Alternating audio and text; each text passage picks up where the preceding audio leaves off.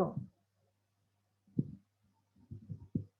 Good morning semua, apa kabarnya hari ini? Ibu berharap kalian semua sehat-sehat ya. Selamat datang kembali di Chapel Siswa SMP Lentera Harapan. Nah, chapel kali ini akan dibawakan oleh Ibu Fatmi. So, ini kegiatan kita untuk chapel kita. Yang pertama, doa pembuka, renungan, dan juga doa penutup. So, let's start our chapel with opening prayer. Dan Ibu akan memimpin kita dalam doa pembuka. Mari kita berdoa. Bapa kami di surga, terima kasih untuk penyertaan-Mu. Kami akan memulai chapel kami. Kiranya Engkau menjaga melindungi kami Tuhan dari perenungan kami hingga berakhir dengan baik. Bapa, Engkau juga memberkati kami dalam kami mengisi refleksi. Kiranya semua yang kami lakukan berdasarkan apa yang kami dapatkan dalam renungan kami. Terima kasih Tuhan, hanya di dalam nama Tuhan Yesus kami datang dan berdoa. Amin. And then before kita memulai renungan kita akan menyanyikan sebuah lagu yang berjudul Give Thanks with a Grateful Heart. Nah, Ibu berharap lagu ini bisa menjadi salah satu ungkapan syukur kita kepada Tuhan. Okay, so let's get to the song. Wait. So here is the song.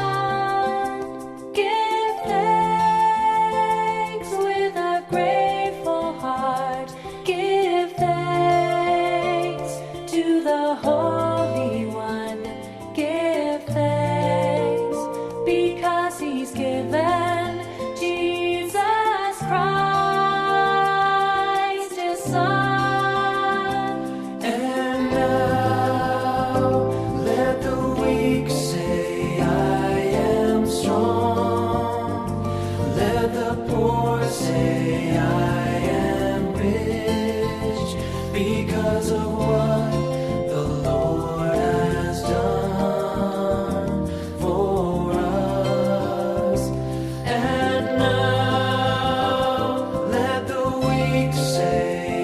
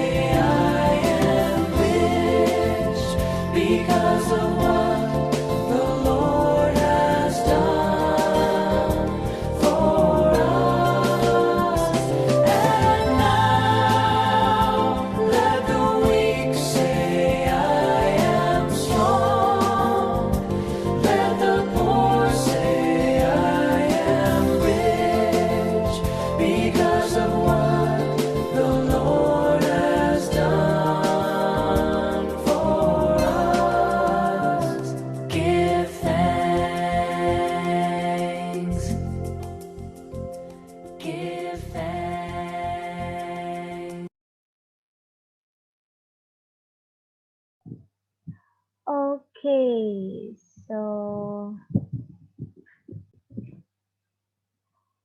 oke, kita akan lanjut ke perenungan firman Tuhan kita. Nah, perenungan kita hari ini berjudul Yesus menyembuhkan 10 orang kusta. Nah, itu terambil dalam Lukas 17 ayat 11 sampai 19. Nah, kita tidak langsung membacakan semuanya ayat itu, tapi kita akan membahas satu persatu nih. Lukas 17 dari ayat 11 sampai 19.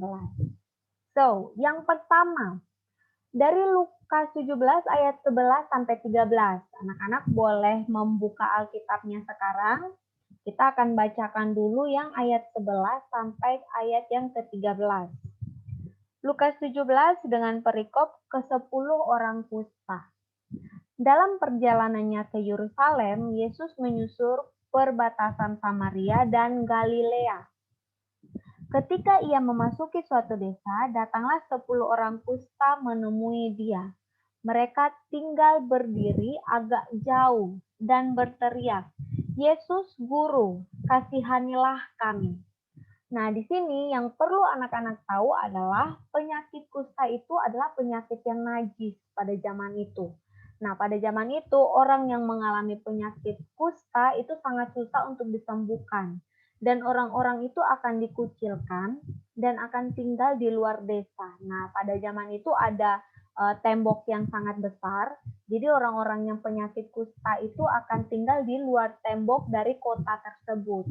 Makanya penyakit kusta itu sangat najis, dan kalau sudah kena ke orang, maka orang-orang tidak akan banyak orang yang tidak mendekati orang penyakit kusta itu. Makanya di ayat yang ke-13 mereka hanya berteriak dan memanggil, "Yesus, Guru, kasihanilah kami," karena mereka tidak berani untuk mendekat kepada Yesus. Nah, pertanyaannya adalah dari mana mereka tahu bahwa Yesus akan menyembuhkan mereka? Dari mana mereka percaya bahwa Yesus bisa mengasihani mereka dan bisa menyembuhkan penyakit kusta itu? Dari mereka sudah mendengarkan kisah-kisah Yesus menyembuhkan orang-orang sebelumnya dan juga kisah-kisah Yesus melakukan mujizat. Maka dari itu mereka punya keyakinan dan kepercayaan bahwa Yesus yang sedang lewat itu yang dapat menyembuhkan mereka. Makanya mereka berteriak kepada Yesus untuk mengasihani mereka dan mentahirkan mereka. Oke, itu untuk penyakit kusta. So next, untuk ayat yang ke-13 dan ayat ke-14, kita akan bacakan sekali lagi ayat yang ke-14.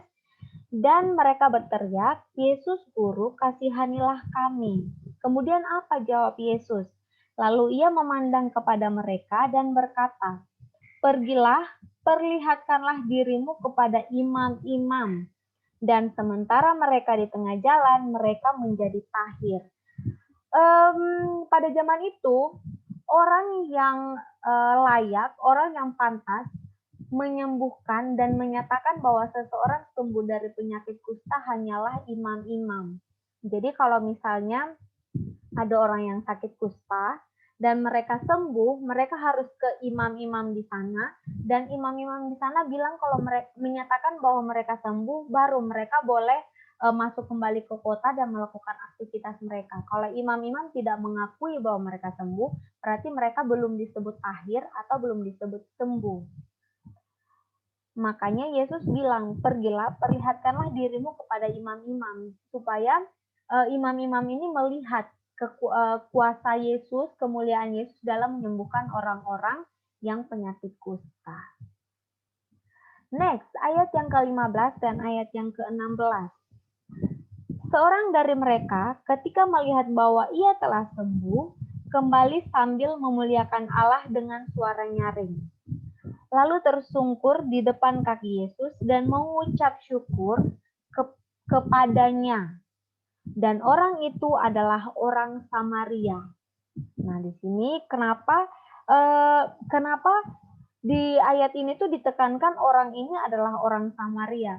Memangnya kenapa kalau hanya satu orang yang kembali tanpa disebutkan bahwa orang itu adalah orang Samaria? Nah, orang Samaria itu pada zaman itu juga disebut sebagai orang kafir. Nah, kenapa? Karena mereka punya agama yang bercampur-campur. Dan mereka juga dinyatakan sebagai bangsa Israel yang tidak percaya kepada Allah Bapa. Makanya mereka disebut kafir. Itulah orang Samaria. Tetapi dari ke-10 itu yang kembali untuk mengucap syukur dan memuliakan Allah siapa? Orang Samaria itu, orang kafir itu. Next, ayat yang ke-17 sampai ayat yang ke-19.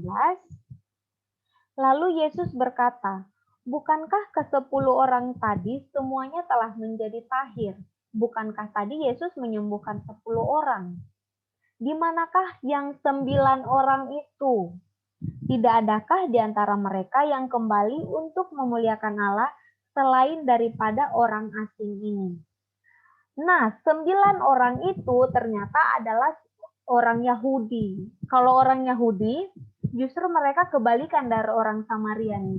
Orang Yahudi adalah keturunan Yakub, yang mana sama seperti Yesus yang juga adalah keturunan Yakub. Dan mereka itu adalah umat perjanjian. Dan otomatis umat perjanjian berarti mereka adalah orang-orang yang percaya kepada Allah. Nah, ayat yang ke-18, Yesus bilang, kemanakah mereka selain daripada orang asing ini? Yesus saja sudah berkata bahwa orang Samaria itu adalah orang asing. Tapi Yesus bertanya lagi nih, mana orang Yahudi itu? Dengan kata lain, mungkin Yesus bilang begini, mana orang-orang yang mengaku bahwa mereka orang Yahudi, yang mengaku bahwa mereka keturunan Yakub, dan juga mereka umat perjanjian yang percaya kepada Allah, tetapi mana mereka setelah disembuhkan oleh kuasa Allah, mereka tidak berbalik untuk mengucap syukur dan memuliakan Allah. Malah orang Samaria yang dikenal sebagai orang kafir itu. Nah, ayat yang ke-19, lalu ia berkata kepada orang itu, berdirilah dan pergilah, imanmu telah menyelamatkan engkau. Malah Yesus yang berkata kepada orang Samaria ini, orang kafir ini, bahwa imanmu lah yang menyelamatkan engkau. Nah, dari kisah ini, hal apa yang dapat kita pelajari? Yang pertama adalah iman 10 orang kusta tersebut. Nah, 10 orang kusta ini mereka semuanya orang kafir, orang Samaria maupun orang Yahudi ini mereka punya iman yang sama bahwa Yesus mampu untuk mentahirkan mereka dan menyembuhkan mereka. Mereka percaya bahwa Yesus dapat menyembuhkan mereka dari penyakit kusta. Itu yang dapat kita pelajari dari iman mereka. Kemudian yang kedua, ucapan syukur, sukacita memperoleh penyembuhan dan memuliakan Allah. Nah, yang menjadi pertanyaan refleksi kita adalah yang pertama, seberapa percaya kita bahwa hanya Yesus yang memberikan keselamatan kekal? Seberapa percaya kita bahwa hanya Yesus yang memberikan kita kesembuhan? Nah, ini anak-anak silakan perhatikan pertanyaan refleksi ini berdasarkan kisah yang tadi. Apakah kita punya iman yang sama dengan 10 orang kusta itu, bahwa hanya Yesus yang sanggup untuk mentahirkan mereka, atau malah sebaliknya? Kemudian pertanyaan refleksi yang kedua, sebagai orang yang telah diselamatkan, yang manakah kita dalam kisah tersebut? Apakah 1 orang Samaria atau 9 orang Yahudi? Yang manakah kita ketika kita mengaku bahwa kita orang Kristen, percaya kepada Tuhan, tapi yang mana kita? Orang Samaria itu yang kembali dan mengucap syukur, kemudian memuliakan Allah, atau kita adalah orang Yahudi yang percaya bahwa kita, yang mengaku bahwa kita percaya kepada Allah, tapi kita tidak kembali untuk mengucap syukur, dan juga tidak kembali untuk memuliakan Allah. Oke, semoga pertanyaan refleksi ini bisa membantu kita untuk semakin sadar nih, bahwa kita harus mempunyai iman bahwa Yesus yang menyelamatkan kita, dan juga setelah kita memperoleh keselamatan itu, kita kembali untuk mengucap syukur dan memuliakan Allah. Oke, Ibu akan memimpin kita dalam doa penutup. Mari kita berdoa. Bapa kami di surga, terima kasih Tuhan untuk penyertaan-Mu. Kami telah menyelesaikan renungan kami. Kiranya Engkau tolong kami Tuhan untuk memiliki iman sama seperti 10 orang kusta, dan juga tolong kami untuk selalu mengucap syukur dan memuliakan Engkau sama seperti 1 orang Samaria. Terima kasih Tuhan, Engkau menjaga kami dalam 1 minggu pembelajaran kami ke depan. Hanya di dalam nama Tuhan Yesus kami datang dan berdoa. Amin. Oke, selamat menjalani 1 minggu pembelajaran ke depan. Sudah mau PTS, jadi jangan menunda-nunda untuk mengerjakan tugas. Semoga 1 minggu pembelajaran ke depan memberkati anak-anak semua dan juga menambah banyak ilmu dan banyak pelajaran. God bless you. Bye-bye. Sampai bertemu di chapel selanjutnya.